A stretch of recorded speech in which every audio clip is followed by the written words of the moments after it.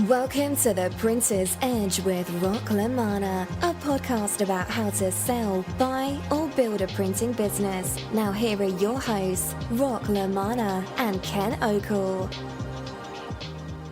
You're listening to the Printer's Edge podcast with LaManna, presented by Label and Narrow Web. Hi, I'm Ken Okel. Welcome to episode 5 of our podcast, and as always, I am joined by your go-to consultant in the printing and graphics industry, Mr. LaManna. How are you doing today, Rock? I'm doing great, Ken. Thank you.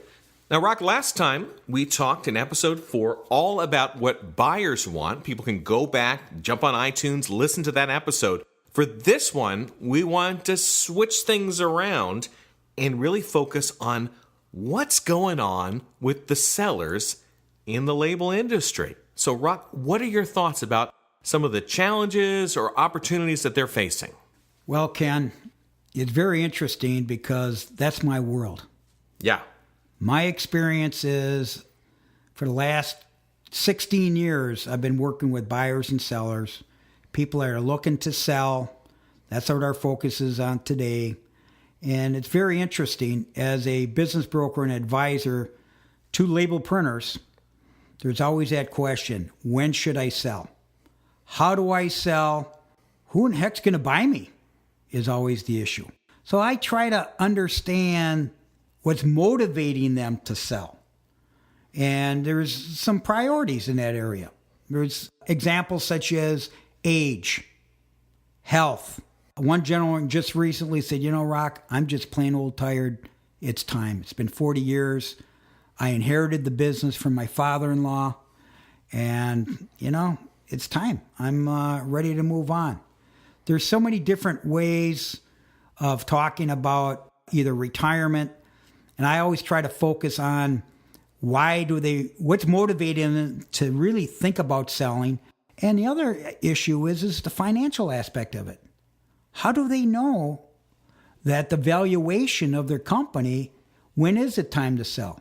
Some people are interested in the fair market value. Some people have high expectations of what the company is doing. Or there are some people that aren't making any money, and how do I get out of this mess and pass it on to the next buyer? And do people often come to you maybe like 6 months to a year later than they should? So they might be in a little bit of a panic mode. It depends. Everybody's got a different situation. And I always look at it where, okay, what's motivating them deep down inside? Are they still competitive? Do they still want to keep things going? Is there a succession plan?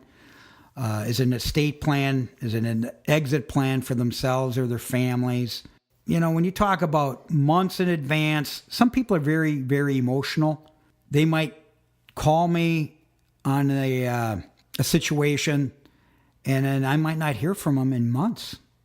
Sometimes, in one case, 2 years. 2 years I didn't hear from them. And then they decided that their son didn't want to buy the business after finding out 2 years later that the son decided, screw this, I'm not interested, and quit. And now the family's back to zero, saying, okay, now we're Rock. Can you sell it for us? Who would buy our company? Those are some of the questions we get. And what else are the sellers dealing with from their perspective? Risk. It's risk. It's finance. It's credit. I need to grow. I don't have the people. I don't want to invest anymore. I'm too tired. Let's say they're thinking about retirement. They're thinking about insurance. They're thinking about the change in the economy. Even a mid-sized company, let's say $10 million or less label company that's been run by the family for many, many years. And all of a sudden, hey, we got to start looking at an exit plan. We got to start looking at an estate plan. What do we do? And I'll recommend, first thing is talk to your tax person. Talk to your estate planner. Talk to an attorney. Everybody's out there that specializes. There's always some type of specialist out there. LaManna and LaManna Alliance, basically my expertise is I align you with the professionals, no matter where you are. It could be international, it could be national, whatever. There's always a specialist in your area that specializes in printing. There's talent out there. You might be looking for an executive. It depends on the situation. It depends on the risk of the owner, which way they want to go. There might be a partnership problem that they're looking at, some type of buy-sell agreement that helps them move on to the next step. And then the other area is huge is really the succession area. You mentioned that earlier, yeah. There's succession. There's no middle management to take over. And then those are opportunities for either private equity or a strategic buyer to come in and say, hey, listen, let's look at the situation, because they have their criteria too. And believe me, it's not about the seller. It's about the buyer and the opportunity for the buyer to capitalize on the potential and the capacity of the opportunity. It's not about the business. It's not about the seller and the personalities. It's about the future and the potential and the capacity of that business. And I guess that's something that a lot of sellers overlook. Maybe they've romanticized their business. They built it up. Their kids grew up in it. Then when it comes time to sell, it's kind of a different game they're having to play. It's very emotional. On the seller side, it's 85% emotional in a transaction. On the buy side, very sophisticated people and enterprises, private equity and strategics that have been through this rodeo many, many times to make this happen, and over many, many years. Everybody's a specialist. They have everything aligned. They got the talent. They're ready to rock and roll. They know the value of companies. And so it's a logical, rational process. They meet up with the seller initially, and within 30 days, they know there's a LOI potential, or they're off and running on to the next deal. Where the seller might have lost the best opportunity at that first look. And many times I've had situations where people have walked away from an opportunity and the ideal buyer and lost that opportunity over a year, over 2 years, over 3 years. It gets very difficult to understand where they are now. Actually hurts me to realize that somebody lost an opportunity. Rock, so often this comes down to having the right information at the right time. And there's a great source of information out there. It's from our sponsor, Label and Narrow Web. They've been with us for quite a while. We're big fans of theirs because anyone can go to labelandnarrowweb.com. You spell out that website, even the and you can sign up for free for their electronic newsletter and also their print newsletter. Great resources that are out there, free for you to access. Why not take advantage of that opportunity to learn? And inside the pages of Label and Narrow Web, guess what you're going to find? A column that is by Mr. Rock LaManna. Tell me about it, Rock. It's called The Bottom Line. It's in every issue, along with a couple of posts.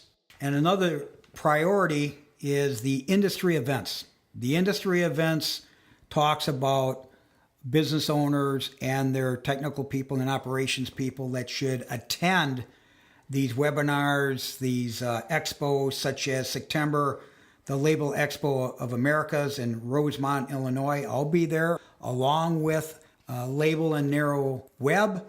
We'll have a booth, so we're excited about being in the marketplace at all times, speaking to and about business owners. Sounds great, Rock. And as always, with this podcast, remember, we are on iTunes. If you want to check out a past edition, just look up The Printer's Edge. Hey, why don't you even subscribe so you'll never miss an edition as it comes out? So now, we are up to our feature, our listener question. Now, as always, people are able to submit a question to us, give us the opportunity to answer it. We understand, though, you may have some issues about putting out your business for everyone to hear, so we always do it like this. We ask the question from a different person. We keep it anonymous, so that way you don't have to worry about it. So this month, I was just thinking about American history. We got some holidays coming up, so we will say that this one is from, let's see, how about Mr. Paul Revere? Ooh. So Mr. Paul Revere has a question. As a label printer, am I better off with a strategic buyer or a financial buyer. Rock, what do you think about that? Well, it depends. It depends. It depends on how organized as a business print owner has his company positioned. How strong is it in management? How strong is it financially?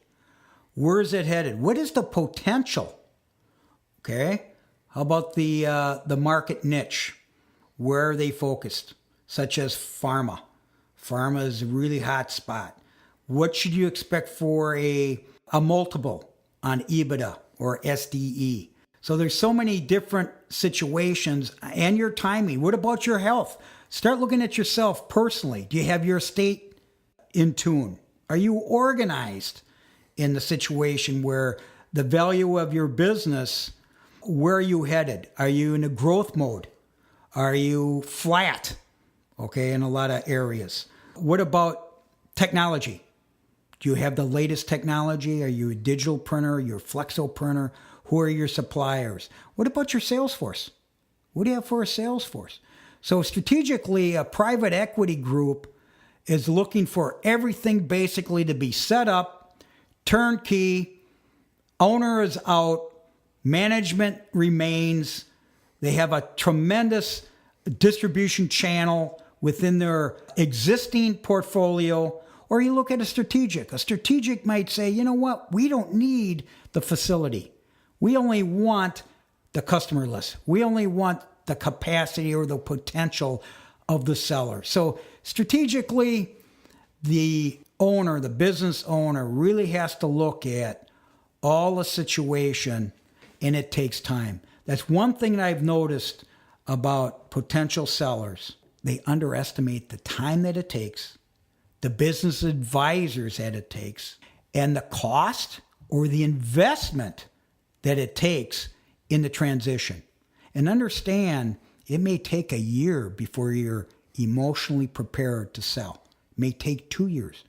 I've had clients after 3 to 5 years decide not to sell. Wow. And they've regretted it. So believe me, eventually you're all going to sell. Eventually we all sell out. We're all going to pass on somehow, somewhere. And I'm looking at where if you want to really maximize your life and you enjoyed your business and your career, it's time for someone else to take over, and hopefully your legacy will remain.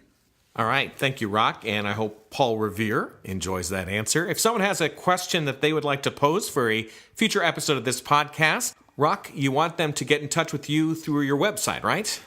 Fantastic. RockLaManna.com. You could subscribe to my e-news and my posts, LinkedIn, and my number is there. Just give me a shout and we'll talk about your specific situation.